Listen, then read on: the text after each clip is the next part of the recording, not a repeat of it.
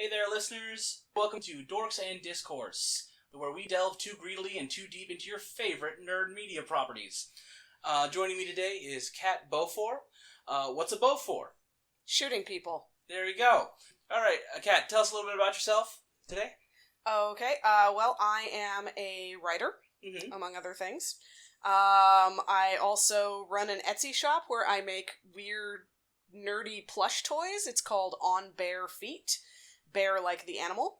And I am also a cosplayer. And I have been a massive nerd since I was read The Hobbit as a bedtime story at the age of 4. So basically I've always been doomed. You never had a chance. No.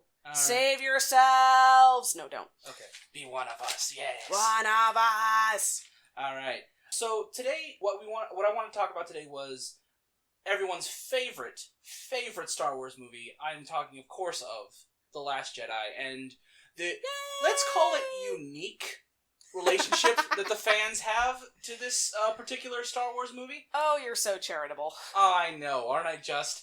Alright, and so you are a writer. Mm-hmm. And the one thing I've noticed is Star Wars, well, not just Star Wars, but several nerd fandoms tend to have this really odd relationship with its fans at this point in time, and it's not just about Star Wars, but it is the most popular and controversial kind of relationship at this point, where we seem to have a problem with, some would say, toxic fandom. So yeah, I tend to see it more as the fans have a love-hate relationship with Star Wars, and both the love and the hate are cranked up. And it really kind of shows how love and hate are twins of each other. Nobody gets this upset about something they don't love, and nobody loves something this hard without also having the potential to hate it profoundly. And I feel like basically the entire fandom needs to go to therapy. Yeah, okay. And one thing I've done in my research for this podcast is kind of looking at the relationship artists have with their audience, and it kind of seems like the ideal relationship, what the healthy relationship looks like, is an artist is anyone who wants to say something to an audience, and the audience's job is to kind of take that in and then kind of they complete it by consuming the media. It's one of the things that I, in addition to being a writer, I'm also an editor and a writing coach, and I work with writers, including screenwriters and novelists. And one of the things that I very often tell them is, your art is not complete without an audience, but it will be different after it's met an audience. It's sort of like that military aphorism that no battle plan survives contact with the enemy. It's the same thing with art. So here's the way I explain it to writers. Every book is 3 books. There is the book in your head, which is in, full 3D surround sound, and you know how things smell and all this other stuff. Then there's the book on the page, and any writer will tell you that what is on the page is not identical to what was in your head, because the medium changes it, you've done a whole bunch of rewrites, you've got things that are grafted on from different drafts. What's on the page is not the same as what's in your head, not least because what's in your head is always changing. But then, the third book is what exists in the mind of your reader. As anybody who's ever been to a con can tell you, it is very, very easy for 2 people to consume the same piece of art, watch the same movie, read the same book, and have very, very different ideas of what they just consumed. Of course the book is about this. What are you talking about? No, it's about that! To the point where I remember there was that famous story of Ray Bradbury giving lectures saying that, Fahrenheit 451 was actually, about not liking television, because it would lead to people not thinking or reading books, and he had to scream at college students to be no, this is literally what I meant to write in this book, and college students literally trying to correct him about what he meant in his own work. Yeah, and he finally just kind of had to give up and go, well, it's theirs as well as mine now. So, you can't control other people's minds. You can't control how they're going to receive your art. Yeah. And so I find that that's a really helpful thing to keep in mind when you're talking about a work of art, particularly one that is produced by a group. Movies are not a solo project. The writer is not the same person as the director, is not the same person as every individual member of the cast, is not the same person as the crew, and so on. And that even all that is totally separate from the marketing. Yeah. And so it seems like they're like in a healthy artist-audience relationship, there's sort of that give and take. It's a conversation. Right. But what we're seeing in like Star Wars and in other fandoms is there seems to be this need for a certain segment of the audience to control and give, like, they feel like they're entitled to control what the artist says to them, which is... Yeah, they're trying to choose their own adventure, and this isn't that kind of story. Though we see this in like Star Wars, where we see this where they critique every single movie, like either this one was too close to the main trilogy, or not close enough to the main trilogy, and there's too many women in it. We don't like that. We got to kick Kelly Tran off of Instagram because she's just too female. Yeah. Why is everybody reading gay subtext into this? Nobody ever saw gay subtext between Han and Luke. Yeah. Don't tell the internet. Yeah. And we see it other places too. I remember another notable example was the Batwoman. Ruby Rose was cleared to play Batwoman. Yeah. And immediately the fan base went apeshit for reasons. I am not sure that the people freaking out about that had ever read Batwoman. Yeah? Because my immediate reaction... I've only read one volume of Batwoman. Mm-hmm. But I loved it. It was the first volume of her solo series. Mm-hmm. And it kind of, went into her origin story. Mm-hmm. And I absolutely adored it. I adored the writing. I adored the art. And I particularly adored the way it dealt with a queer character... Mm-hmm. from her own internal perspective, rather than going, hey, let's examine gayness. Yeah. And everybody in it felt real in a way that a lot of characters from marginalized groups don't feel real in comics. Mm-hmm. So I was like, is Ruby Rose a good actress? I have only the vaguest idea who she is. Why are we mad about this? From one exchange I had online, I guess apparently that she hadn't been a serious actor before. She hadn't done this, that, and the other, which is neither was The Rock at the beginning of his career. He makes a movie twice a year now. We get a Rock movie. Yeah, I everybody's got to start somewhere. I tend to look at that as, unless we have a reason to think that this person objectively can't act, here's a video of them trying to act and they suck at it. Yeah. I would wait to at least see the trailer. Yeah, which leads me back to the whole, the audience feels entitled to control the art, where, the fans don't even want to give, the artist the chance to fuck up, basically. Yeah. It kind of feels like they want it to be, the thing in their head. They're kind of yeah. They want their first book, the Star Wars or Batwoman that they picture in their head to suddenly be... To emerge fully formed, like Athena from the head of Zeus, mm-hmm. Onto the screen in front of them and be perfect in every possible way. And I actually have an experience with that. Mm-hmm. So I am a huge, huge Marvel nerd. And one of my very favorite characters, and he was one of my favorite characters before the MCU came along, before any of this, is Bucky Barnes. Mm-hmm. Bucky Barnes was kind of my imaginary friend for most of college. When the Brubaker run was coming out in the comics, I just loved him. I would read anything he was in. And so I was at Comic-Con when they announced that Captain America 2 was going to be called The Winter Soldier. And I vividly remember, I was actually on the train home from Comic-Con when somebody announced to the car that I was in mm-hmm. that was the title of the new Captain America movie that was coming out. And the deafening roar mm-hmm. of yes from every, I was very excited. I was one of the people screaming in that train car. And so when Captain America the Winter Soldier came out in April of 2014, mm-hmm. I was there on opening night, and I had a lot of expectations mm-hmm. because I had been fantasizing about what this movie was going to be like. And, I'd seen some publicity pictures of Sebastian Stan in the role and everything, and I watched the movie, and I walked out going, on the one hand, this is not in any way what I expected, because the spoiler alert, S.H.I.E.L.D. is Hydra. That plot twist I had actually not seen coming, which mm-hmm. was good, but I had not expected them to go that direction at all. The Winter mm-hmm. Soldier in the comics had not had much connection to Hydra at all. Mm-hmm. And so I was kind of torn between this. On the one hand, this is a fantastic movie, mm-hmm. and on the other hand, this is not what I imagined I would have. Mm-hmm. And I actually wrote up a review of it, and I said, really the only thing I can find to criticize about this movie is there isn't enough Winter Soldier in it. Mm-hmm. I wanted more of Bucky.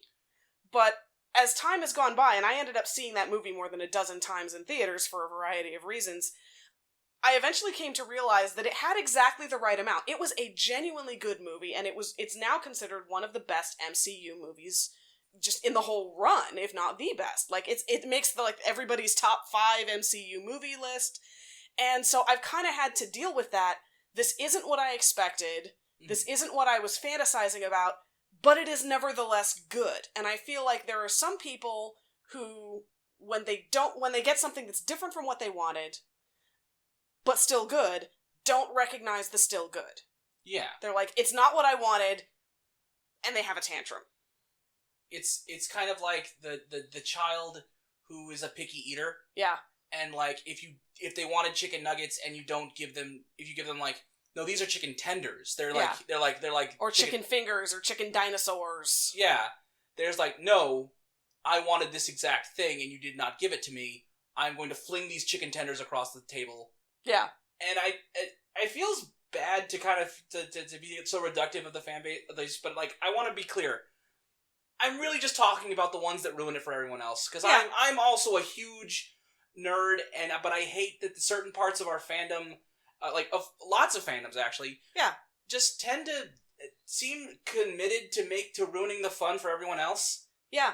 And also, they're making so much noise that becomes the face of the fandom to people outside it. Yeah. Which makes it harder to bring other people in. Yeah. Like, I introduced my niece to Star Wars when she was 10. 9 or 10. And it was right after The Force Awakens had come out. Mm-hmm. And I happened to take her to Disneyland. Mm-hmm. Like, the day after she saw A New Hope for the first time. Mm-hmm. And we were in line for a ride, and somebody overheard her talking about how this was her first time at Disneyland, and they asked her, who's your favorite Disney princess? Mm-hmm. And she turns around and she goes, Leia. Which, first of all, yes, good job. That is the correct answer, yes. My apprentice, you have done well. But their immediate response was, Leia's not a Disney princess, and, like, tried to show her that she was wrong. Yeah. When she was obviously very excited about Leia. Leia was her favorite character from A New Hope, and she loved that, Leia blasts the grate open with her blaster gun, and Leia's in charge, and Leia's cool. I'm wearing a Leia t-shirt right now. I really, you can't see it, it's a podcast, but I'm literally wearing a General Leia t-shirt right now because Leia's great. Also, just from a semantics perspective, if we're going to be pedantic about, she's technically not wrong.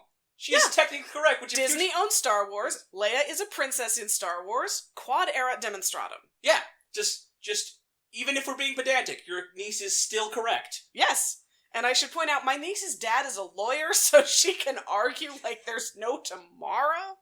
But what struck me as I listened to her argue this adult into the ground, because of course, is if you had said that to a less strong-willed child. Mm-hmm. You could have convinced her that Star Wars isn't really for you. Mm-hmm. Because the first thing out of someone's mouth when you say that you love this Star Wars character is, you're wrong. And I feel like if the face of our fandom is entitled man babies crying on YouTube that there's too many black people in their Star Wars, like, dude, maybe sit down and shut up and let somebody else talk. And it also feels like, how is this sustainable for Star Wars even? It's not. Because it feels like let's be honest, there are not enough hardcore fans of this type to sustain Star Wars. It is even if they all crowdfunded this imaginary perfect Star Wars movie they want, they just couldn't. Star Wars is $1 billion beast at this point. It needs new people every year. Yeah. It needs to widen the fan base. And it needs kids. It needs kids. Otherwise, y'all are gonna die off at some point, and then Star Wars is just not gonna be continued for the next generation. Yeah. And that's very consistent of almost every, major art form. If you look at, public domain characters that have gone on and on and on, you can look at characters like Robin Hood or Sherlock Holmes, and they change quite regularly to suit the needs of the people reading. You can actually go and look at the history of Robin Hood and Robin Hood stories over the centuries and how they changed according to the audience and the political and social needs of the people telling the story. If you don't let Robin Hood change, you don't get Robin Hood stories anymore. Yeah. That's why we still have Robin Hood stories. Yeah. And I realize that Robin Hood is not terribly important to most people listening to this podcast, but it's the same thing with Star Wars. If you want to still have Star Wars, you have to let it keep interacting with the people who are consuming Star Wars now. Yeah. And, let's see, I also wanted to talk about, because just to bring it back to, like, Star Wars. Absolutely. We've been kind of talking broadly about, like, this pervasive problem in nerd culture, but to bring it back to The Last Jedi, Movie Bob had a very good video about The Last Jedi called Why The Last Jedi is a Fan Letter to Fandom. And a love letter to fandom, I should say. And also a little bit of an intervention. Also a little bit. Like he said, The Last Jedi is a meta-narrative about the Star Wars legacy. Like how it will go forward as a franchise, in the future. Yeah. Now, the part of his premise is that Rey represents, like, I want to say, like, the non-toxic fans, but also possibly, the women, who, the female fans who, like... The people who've been marginalized or not represented in the fandom before. Like, I keep thinking of Samantha Bee's line, they've always been here, they just weren't having fun. Yeah. And we also had Finn, I think, to some extent, also, like, kind of represents, the blurs, the people, fans of color. Fans of color who, just kind of, like, for the longest time, the closest thing they had to somebody to look up to in, Star Wars was Lando Calrissian. Who, don't get me wrong, Billy D. Williams, thank you. Yeah. But, really? You get the one option? I mean, I ran around pretending to be Luke Skywalker as a kid. I literally had a hunk of wood that I stole out of my grandpa's wood scrap bin that I, like, sanded down to be kind of the shape of a lightsaber hilt, and I ran around my neighborhood pretending it was a lightsaber and pretending I was a Jedi when I was about 10. Yeah. But I could do that because it was relatively easy for me to slip into Luke's skin, partly because I'm white. Yeah. And, like, also, it's just, like, Lando Calrissian's a great character, but he does have the reputation in the original trilogy of being the guy who betrays Han Solo. Yeah, he's an asshole.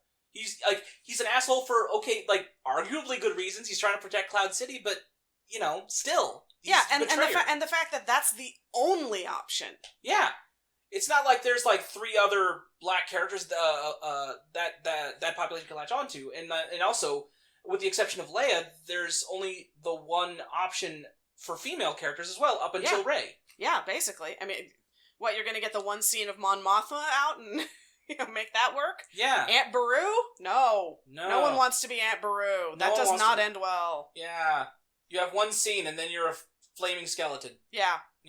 And I also like this idea that Kylo Ren and, most of the main characters in the First Order represent this kind of, like, toxic fandom in that we have Kylo Ren, we have Hux, and we have Phasma, who kind of look like they're pretentious cosplayers of, like, the original trilogy's Empire. You have, like, Kylo Ren who, like, is just trying so hard to be wannabe Vader. Just, like... Yeah.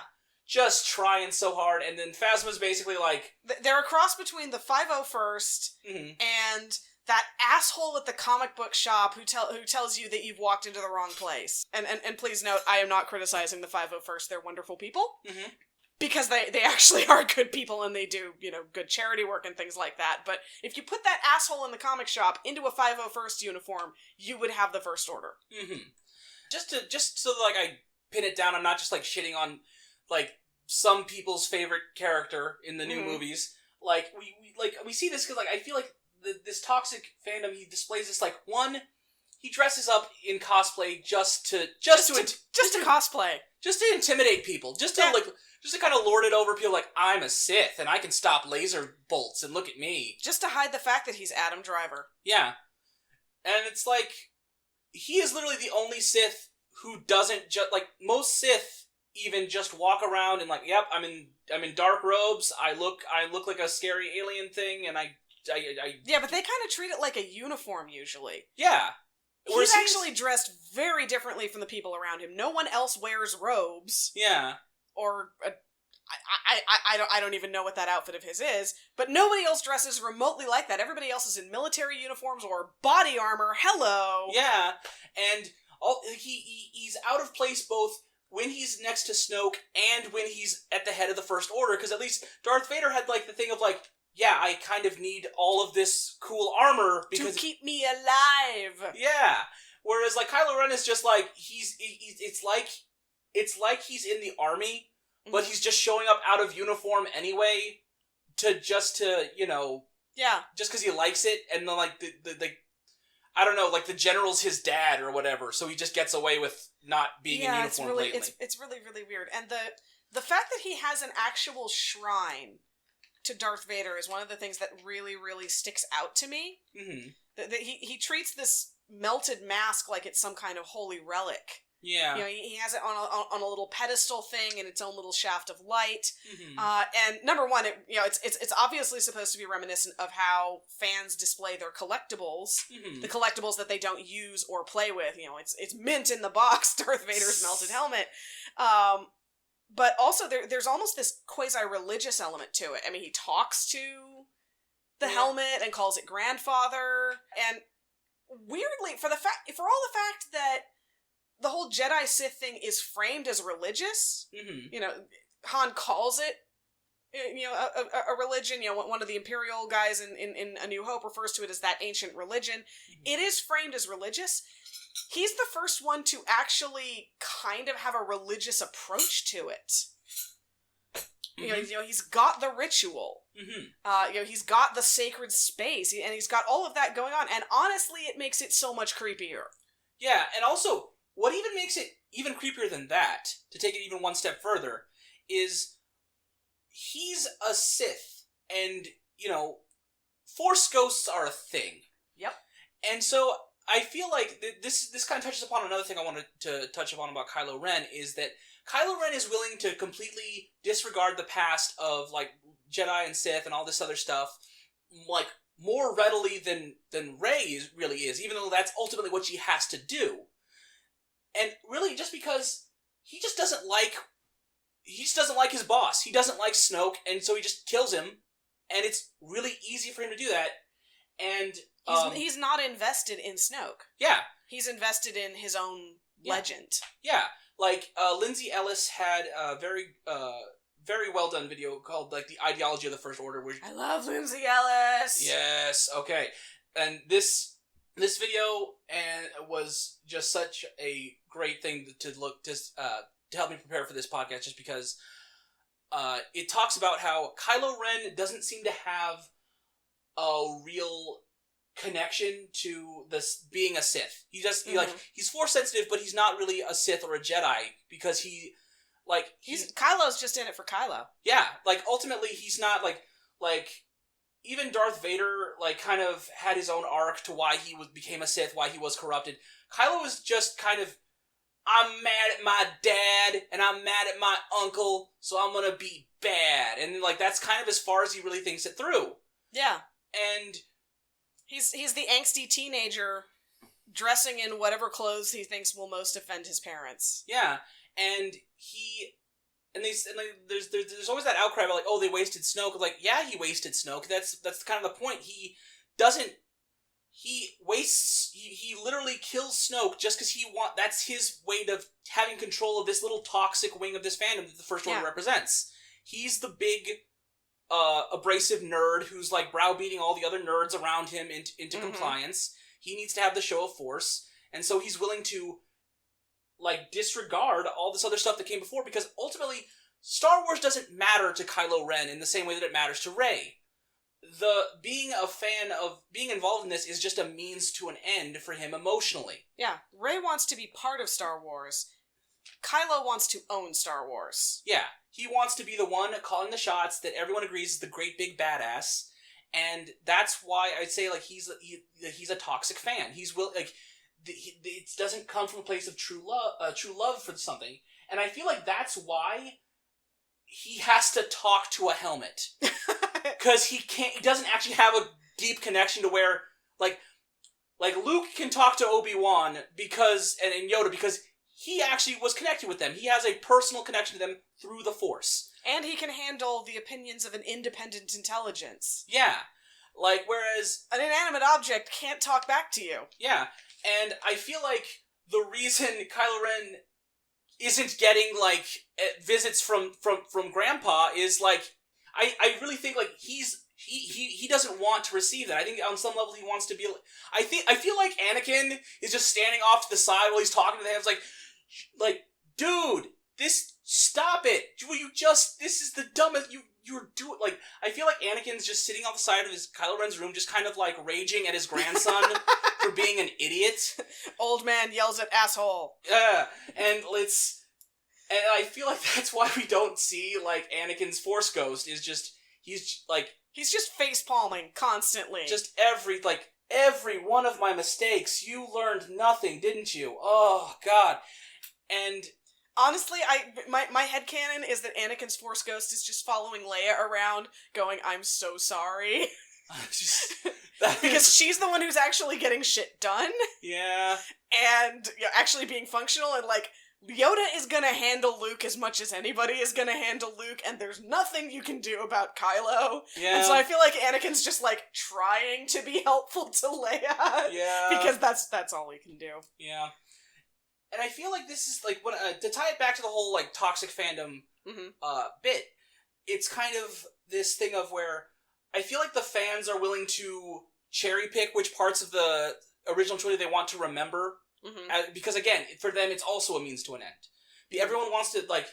people wanted so bad for, like, the Last Jedi to be, like, this... again, like how Luke derides it in the very first act when he's like, oh, so you think I'm just gonna march onto a battlefield with a laser sword and, like, one-shot the First Order? Is that what you think is gonna happen? It's like, well, one, like, yeah, that is literally what we expected to happen. Yep. And two, like... it is kind of dumb, because if we think about it, that's never been the kind of story that Star Wars is. That's not how problems get solved in Star Wars land. Like, granted, it works in other sci-fi things, like, if you want that, Flash Gordon's a thing. Yep, absolutely, but Star Wars is in some ways a response to Flash Gordon. Yeah, because... if you look at, how does he solve his problems in A New Hope? Yeah. A very, very lucky shot that he is manifestly not in control of. Mm-hmm. How does he solve his problems in The Empire Strikes Back? Don't die and telepathically call your sister for help. Mm-hmm. How does he solve his problems in Return of the Jedi? Literally begging his dad to save his life. Walking onto the field as a badass with a laser sword has never been how Luke Skywalker successfully solves his problems. Yeah, and... that's the weird thing, is, like, I feel like Luke's arc is, in some ways, resisting everyone around him wanting him to be that. Yeah. Like, he's actually more successful as a Jedi when he, like, disregards Yoda's thing about going, like, you must complete your training. Like he just goes off and saves his friend, and it turns out that's the right move to do. Although it does cost him his hand and kind of messes him up. Yeah, but it seems to be part of the Jedi life cycle. Yeah, fucking up is definitely one of the steps on the Jedi path. Yeah. And I feel like what sticks out to me is, like, you know, how it should have ended had that thing where it's like they actually, like, animated what how it should have ended, with, like, Luke just stopping, like, a bazillion bolts from those walkers or whatever they were. I want to say AT-ATs, but they're, like, the new model that's, like, more gorilla-like, and I don't know what they're called yet. So yeah, I'm sure someone will tell us on whatever comment system this podcast has. I'm sure. Someone will be around shortly to correct us. Tell you what, since they're kind of simian-looking, let's call them ook-ats. Ook-ats, okay. Ook-ats. And, like, just kind of, like, this sort of thing of just, like, he just stops them in midair, according to how it should have ended, and just starts, like, batting them back at the ook-ats, and just kind of, like, literally just one-shotting the First Order. And as cool as that would have been, that's not... Like that would, I feel, would have been an even greater departure from what Star Wars is, because then it's not Star Wars. It's just another action series. And, or, you know, it's a 10-year-old playing with toys. Yeah, it's lifting rocks, like what he said. And I feel like the twist we had of him projecting an image is such a greater twist at the end. Just because it goes it has it fits the theme of the legend of Luke is what's really needed. Yeah. The image of him is what inspires people, and that can do more good than, one guy with a laser sword. And that it requires a self-sacrifice. Mm-hmm. I feel is really, really important to his arc, is that he's making this grand self-sacrifice for what turns out to be the legend rather than the man. Mm-hmm. And I feel like that's a really important point, is that, no, the story is what matters. The story is literally what's worth dying for in Luke's case. Mm-hmm. Also, just shout out to the fact that, he actually has a semi-adult conversation with Leia for once. Yeah. Thank you. Actually being family. Good job. Right. Just like, hey, can we actually be depicted as like a grown-ass brother and sister for once? We care about each other, and, I'm sorry your husband died. I'm sorry I left you for, this many years. Yeah, thank you, Luke, for semi-apologizing for being a dick. Yeah. And, while Leia had to clean up your shit. Yeah. Again, I think we touched upon this earlier, how, the hardcore fans are, I feel like, we talked about how it's kind of impossible for Star Wars to sustain itself in the terms of, catering to hardcore fans, because it's an impossible task. Every single person wants their own first book, their own perfectly formed, godlike vision of... And they all want to have whatever their experience was of experiencing Star Wars for the first time, and no two people had the same first Star Wars experience. Yeah. And I feel like this sort of manifests in another trend we see a lot on the internet, which is kind of like this bad faith criticism. Yeah. And what I mean by that is, well, you have a master's in English. I do. I have master's in writing. People are kind of unfamiliar with the traditional definition of criticism. Yeah. Which is usually, my understanding of it, it's the art of making art better. Yeah. And there's a certain element of, I tend to think of good artistic and literary criticism as basically a learning experience, mm-hmm. and an experience of making the art bigger and better and grander. It's one of the reasons that I became a writer was that I was actually really interested in how my favorite stories worked. Mm-hmm. I was interested in what kinds of stories affected me emotionally, what kinds of stories got me excited, and I would basically take a story, like Star Wars, mm-hmm. Which had a huge effect on me as a kid, and I would pick it apart and go, okay, why do I identify with Luke instead of Han? Why is this scene the scene that I watch over and over again? Why do I like this character but not that character? And then and that gave me the tools to eventually become a writer myself and make my own art. But one of the things that criticism does is basically spreading taking something apart, mm-hmm. spreading all the pieces out and all the tools out, and showing people, here is how it works in a way that basically adds value. Mm-hmm. I know you didn't catch this when you first saw it, but look at this cool thing that makes the thing you love even cooler. Mm-hmm. And I feel like that kind of has been lost. I feel like Movie Bob has touched upon this in his videos as well, where it's because criticism has been kind of tied to a consumer advice type of role. People just generally want to know, hey, should I go see this movie or not see this movie? We're not really distinguishing between a critic and a reviewer. Yeah. I really think that's an important distinction to make. A reviewer is I used to write movie reviews mm-hmm. For a couple of different websites. And one of the distinctions that I had to make is, okay, am I doing this as a critic or am I doing this as a reviewer? And the answer is I am usually a reviewer. I'm basically going, is this worth your time or not? Mm-hmm. But that's separate from, here is how the thing works, and here's the machinery behind the facade, and here is something even cooler that you didn't notice about how your favorite thing works. One of them comes from kind of a Consumer Reports standpoint, mm-hmm. and one of them comes from a more artist-to-artist standpoint. Mm-hmm. And I feel like we've just sort of tried to mush them together, and what we've actually gotten is man-babies yelling on the internet. Yeah, and I also feel like a large part of it is we've kind of gotten comfortable dismissing basically just bullying. Basically just bullying. Yes. As criticism. Mm-hmm. Oh, if you can't, you can't take criticism, man. It's no, it's just you've weaponized your own personal opinion against what I've been trying to do here. Yeah. And made it, Like, and I'm supposed to accept it like you have any stake in making what I do better. Yeah. When you don't. Don't piss in the punch bowl and tell me you improve the taste of the punch. Yeah. Like, I feel like there's a lot of people who are not, like, they've already made up their mind whether or not they want to love or hate something. And then feel the need to comment on it in bad faith. I lead you back to the people who gave Batwoman all that crap. They wanted to have her ripped off the...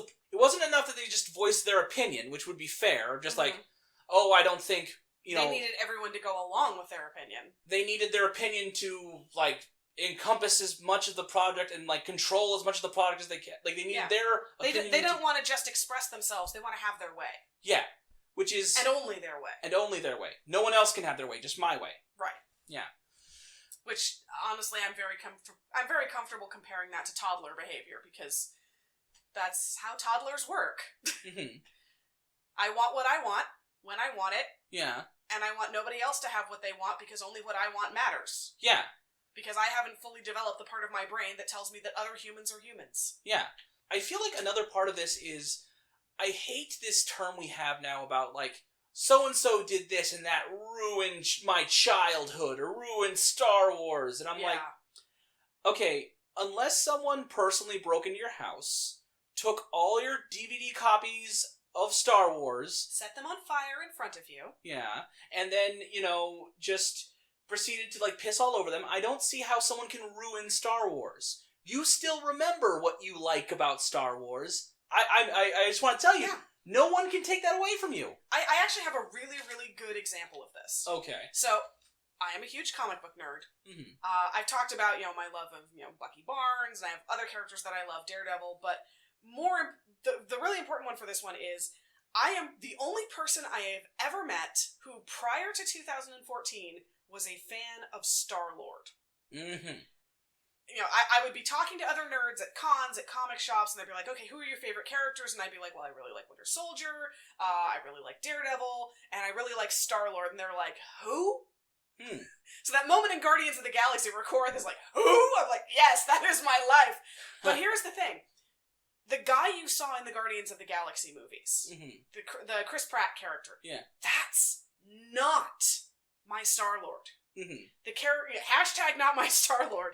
I was actually really upset about this at first, because the Star-Lord that I fell in love with in the comics is wildly different from the Chris Pratt character. Among other things, he's actually an accomplished, galaxy-spanning superhero. He's saved whole worlds, and his journey was less of, going from being really, really immature and not sure how to handle his emotions and his relationships with other people, but just being a straight-up asshole who had to learn to actually think about other people for once. Because he had a totally different story in the comics, prior to the reboot. He grew up on Earth after his mother was murdered by aliens. He joined NASA so that he could punch aliens. He tricked his way into becoming Star-Lord so that he could kill aliens. And the process of being Star-Lord and working with this sentient spaceship that he kind of had a romance with, it was really weird, it was the 70s, made him a very different and much better person. And by the time you meet him in the early 2000s, he's an experienced hero, and he had to make a terrible, terrible choice. There was a rogue Herald of Galactus that was on the loose, and basically, the point where he was destroying a planet was the only point where he was vulnerable to attack. And so Peter lured this rogue herald into destroying this small planet with a couple billion sentient beings on it, so that he could kill said herald and save a larger planet from destruction.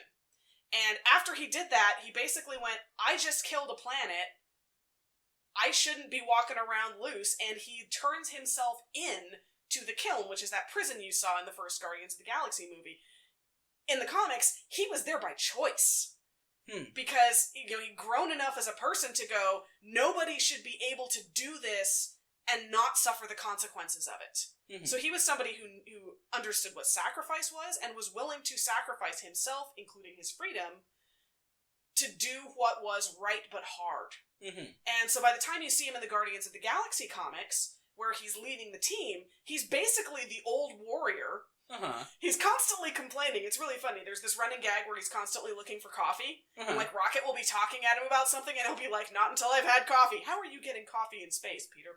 And he was sarcastic, but he was, world-wise. And I loved that complexity to the character. I loved the fact that he was never completely not an asshole. But he was somebody who had obviously grown through his experiences, whether you'd seen all of them or not. And I remember sitting in the theater and watching Chris Pratt dance his way across the screen and going, oh shit, he's young, he's stupid, he's charismatic, everybody's gonna love him, I am never getting my Star-Lord back. And they actually retconned him in the comics so that he's now more of a goofball. Also, he's blonde now, which is odd. His hair color changed a lot in the comics, but he was very rarely blonde. Now he's just blonde all the time, which is just weird. Yeah, Chris Pratt isn't even blonde. Yeah, I don't know why they did that. I don't know. But, like, I've stopped reading the Guardians of the Galaxy comics because I just can't handle Star-Lord being a doof. I love the movies because they're so well made. But I can't handle the comics where they're trying to make him movie Star-Lord, and I'm like, no, I miss my Peter. But at the same time, I don't try to take those movies away from people. I still have my Peter, I still have my stories, I can still go back and enjoy them. I'm enough of a mature adult to not begrudge other people their Star-Lord just because it's not mine. Also, I'd just like to point out that because that movie made so much money, they reprinted a bunch of the stories that I spent about 10 years laboriously tracking down in single issues. They printed them in a very nice omnibus. I now own 2 copies, one of them signed by my favorite writer of Star-Lord stories. Nice. So, seriously, what am I whining about? Yeah. I got everything I wanted except a movie of my Peter, and I have lost nothing. Yeah. And I feel like we talked about how there seems to be this lack of regard for, like, new fans and how to grow the thing. And because it's kind of like there's this fear of, I'm going to lose my Darth Vader. I'm gonna, they're going to ruin, like, what I felt about Star Wars. And it kind of feels like, there's these fans who feel that because they're afraid of losing this whole thing, they can't open themselves up to anything new. They have no thought to, like, the next generation because they're just so afraid of losing what they have right now that they can't. They're so focused on preserving what they had that there's no room for anything new. Yeah. And they're afraid of it. I actually have the perfect analogy for this. The more you tighten your grip, the more Star Wars will slip through your fingers. Oh, boy. Oh, God. Space Mom! Space Mom! Yeah, and I think with that, we've kind of plumbed the depths of this kind of topic of, Toxic Fandom and, the Star Wars meta-narrative. And so, to all of you at home, I'd like to thank you for listening to us and my co-host, Kat Beaufort. We hope to talk to you again next time. And in the meantime, don't be a dick. Don't be a dick. Words to live by. This episode of Dorks and Discourse was written by Marcel Alonzo, hosted by Kat Beaufort and Marcel Alonzo, edited by Marcel Alonzo, with sound engineering assistance by Christopher Moore. Dorks and Discourse is not recorded in front of a live studio audience, thank God.